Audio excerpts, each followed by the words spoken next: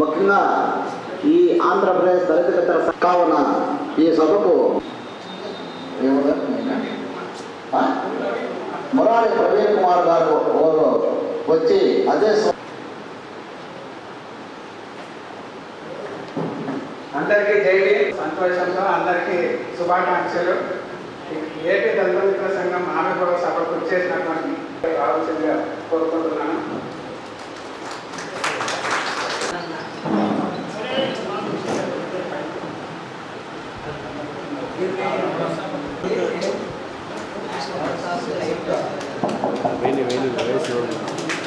కొంచెం ఫోటో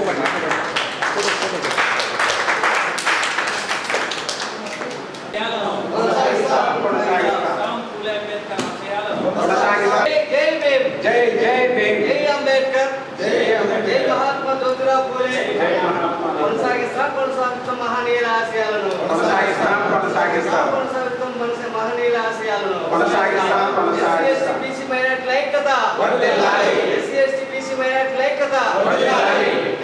కలకత్తాలోని మహిళా డాక్టర్ రేపటి మర్డర్ జరిగినటువంటి సంఘటన చాలా బాధాకరం. ఆమె మరణం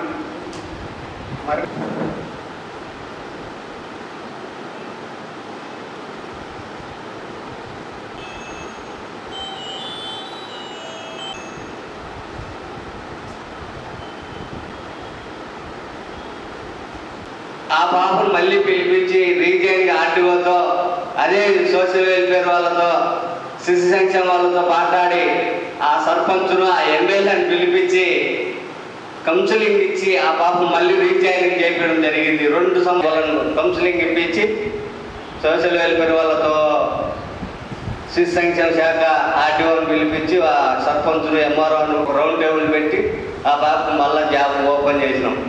అది దళిత మిత్ర సంఘం కొంతమేరకు కొన్ని అదే బాబాసాహెబ్ అంబేద్కర్ కోనసీమ జిల్లా పెట్టడానికి కూడా దళిత మిత్ర సంఘం పాత్ర పొందుతుంది. 2 కడప జిల్లా మొట్టమొదటిసారిగా అంబేద్కర్ జిల్లా కావాలని కోరింది కూడా దళిత మిత్ర సంఘం కడప జిల్లా తెలియదు, కానీ మస్ట్ అయితే నేను అనుకుంటాను. ఈ కొంతమేర మా లాంటి చిన్న పిల్లవాళ్ళను ప్రోత్సహిస్తే మరింత ఉద్యమాన్ని ముందుకు తీసుకుని ప్రజలను చైతన్యం తీసుకొచ్చి బాబాసాహెబ్ చైతన్యవంతులు చేసుకుని భారత రాజ్యాంగం అంటే ప్రజలు చాలా వరకు తెలియదు. అది కూడా అందరికీ జై భీమ్. మీడియా మిత్రులకు, నా సోదరులకు అందరికీ జై భీమ్. ఆంధ్రప్రదేశ్ దళిత మిత్ర సంఘం 7వ ఆర్ఓ సభకు వచ్చేసిన మీడియా మిత్రులందరికీ జై భీమ్, నా మిత్రులకు జై భీమ్. ఈ సభ 2017 సంవత్సరంలో స్థాపించబడింది. ఆంధ్రప్రదేశ్ దళిత మిత్ర సంఘం ఎస్సీ ఎస్టీ బీసీ మైనారిటీలు ఇతర పేద వర్గాలను కలుపుకొని బడుగు బలహీన వర్గాలకు రాజ్యాధికారం అంతిమ లక్ష్యంగా చేయడానికి ఈ సంఘం స్థాపించడం జరిగింది. ఇప్పటికీ బడుగు బలహీన వర్గాలకు ప్రజల్లోకి భారత రాజ్యాంగాన్ని, బహుజన మేలుకో రాజ్యాంగాన్ని అనే పిలుపుతో ప్రతి ఇంటికి రాజ్యాంగాన్ని పంపించడం జరుగుతూ ఉంది. అదేవిధంగానే ప్రజా సమస్యల పట్ల కానీ, ఎస్సీ ఎస్టీ బీసీ మైనారిటీలకు ఏ సమస్య వచ్చినా ఆంధ్రప్రదేశ్ దళిత మిత్ర సంఘం ముందుండి కొద్దిగా పోరాటం చేసి కొంతమేరకు న్యాయం చేసేదానికి ప్రయత్నిస్తూ ఉంది. కాబట్టి అందులో భాగంగానే మహాసభ నిర్వహించుకుంటున్నాం. మేము ప్రభుత్వానికి కొన్ని డిమాండ్లు మేము పెట్టినాం. ఆ డిమాండ్లు మీడియా ద్వారా మేము తెలపాలనుకుంటున్నాం.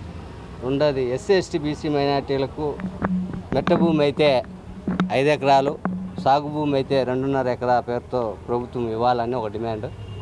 SC ST BC minority pucca గృహాలకు ఎస్సీ ఎస్టీలకు 7 లక్షల రూపాయలు మంజూరు చేసి 5 సెంటు చొప్పున స్థలం కేటాయించి ఆ పక్కా ఇల్లు కట్టియాలనేది.